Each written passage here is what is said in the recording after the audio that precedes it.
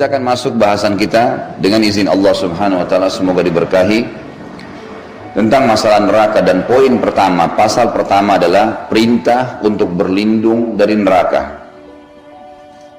Bermula daripada firman Allah Subhanahu wa taala dalam surat Tahrim ayat 6, surah nomor 66 ini. A'udzu billahi minasyaitonir rajim. Ya ayyuhalladzina amanu qu anfusakum wa ahlikum naran waquduha an-nasu wal hijaratu 'alaiha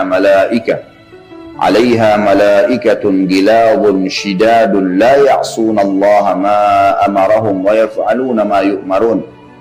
Hai orang-orang yang beriman, peliharalah dirimu dan keluargamu dari api neraka yang bahan bakarnya dari manusia dan batu. Penjaganya malaikat-malaikat yang kasar, yang keras, yang tidak mendurhakai Allah terhadap apa yang diperintahkannya kepada mereka dan selalu mengerjakan apa yang diperintahkan. Ayat ini adalah ayat yang paling pantas disebutkan di pasal pertama, dan penulis diberikan taufik oleh Allah Subhanahu wa taala, yaitu Syekh Wahid bin Abdul Salam Bali ini.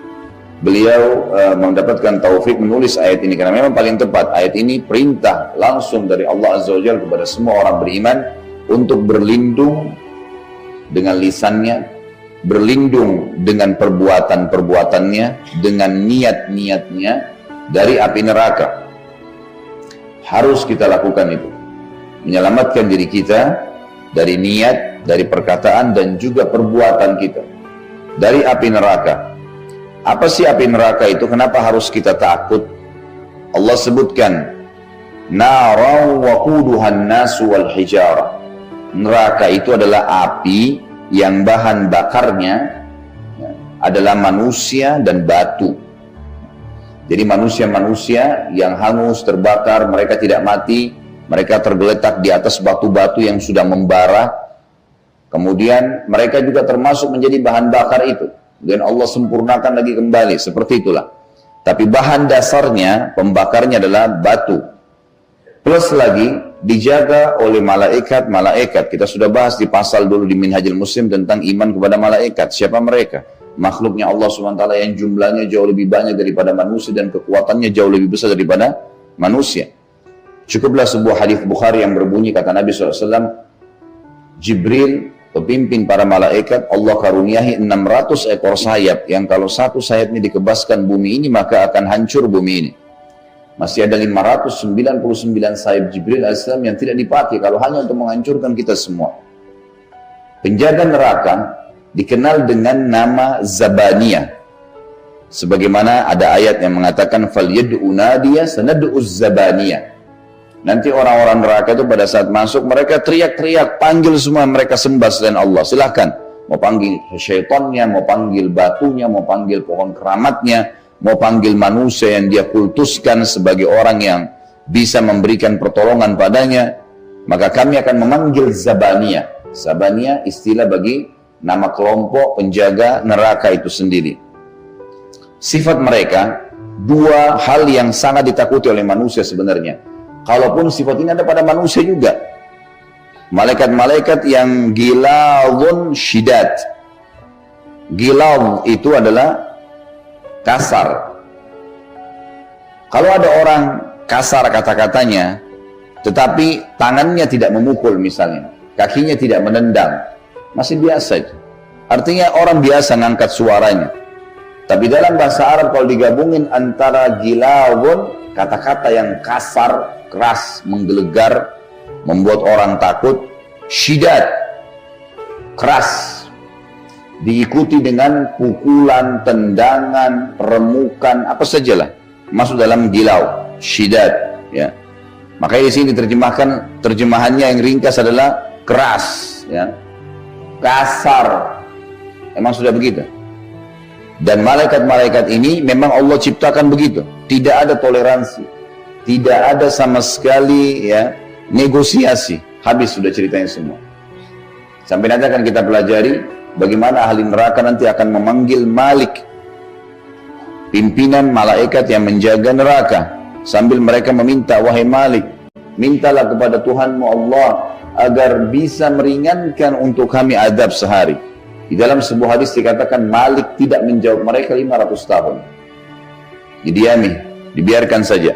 Tersiksa baru dijawab. Jawabannya pun Malik nanti setelah 500 tahun, bukankah sudah datang kepada kalian para utusan Allah, tapi kalian yang cengkal, keras kepala, nggak mau, sampai mau meninggal pun masih dikasih kesempatan taubat juga nggak mau. Nah ini rasain sekarang.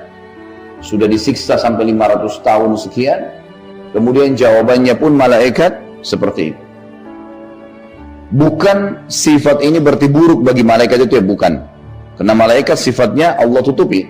Allah mengatakan, maksudnya Allah tutup ayat ini dengan menyebutkan tentang sifat mereka. Kenapa mereka kasar dan keras tadi?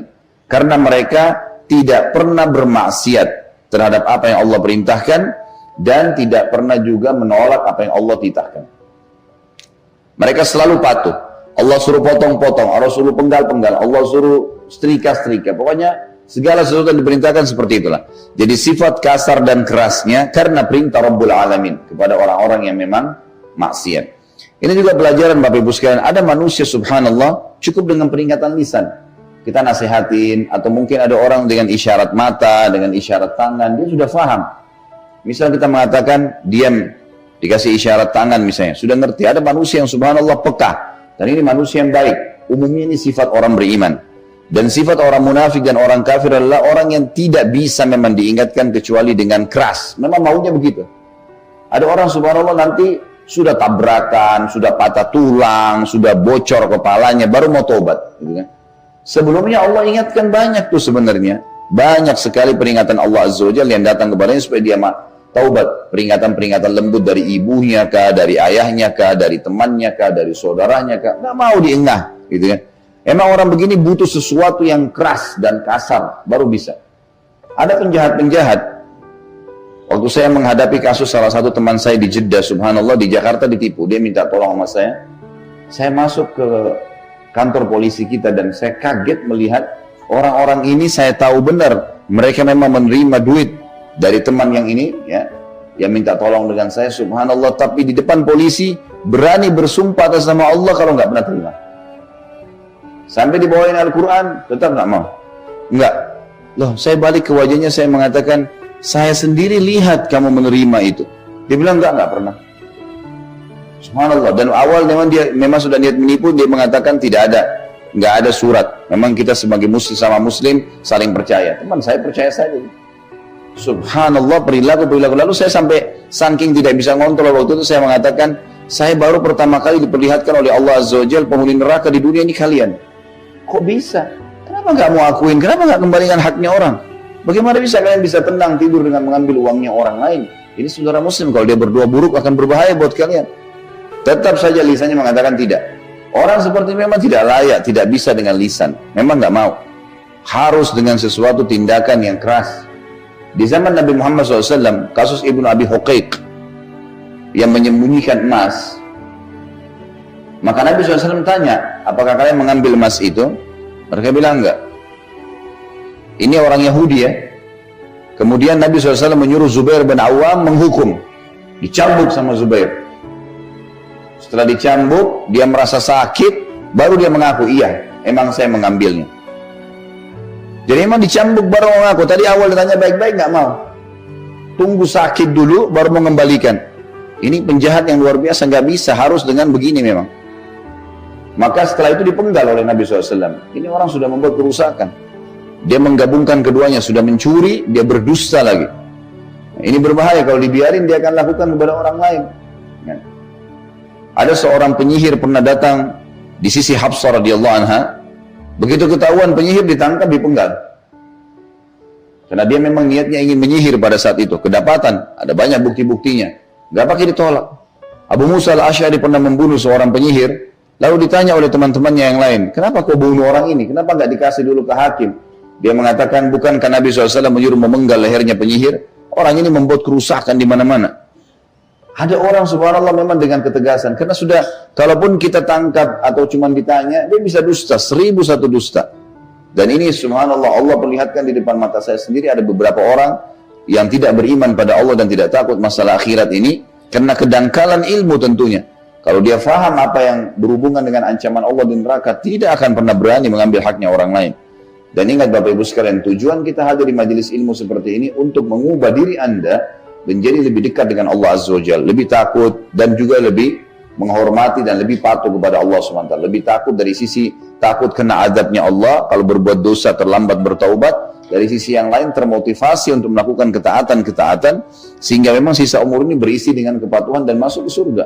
Itu tujuannya. Jadi di sini saya bukan sengaja menakut-nakuti, tapi memang seperti ini penyampaian wahyu dari Allah Subhanahu wa taala. Malaikat-malaikat ini tidak akan pernah ada negosiasi di api neraka, dan Allah sudah buka atau menjelaskan kepada kita dalam surah At-Tahrim 1400 tahun yang lalu turun ayat ini. Dan semua orang beriman yang memang dalam hatinya ada iman, dia akan khawatir dan takut untuk melangkah pada kemaksiatan setelah mendengar ayat-ayat seperti ini.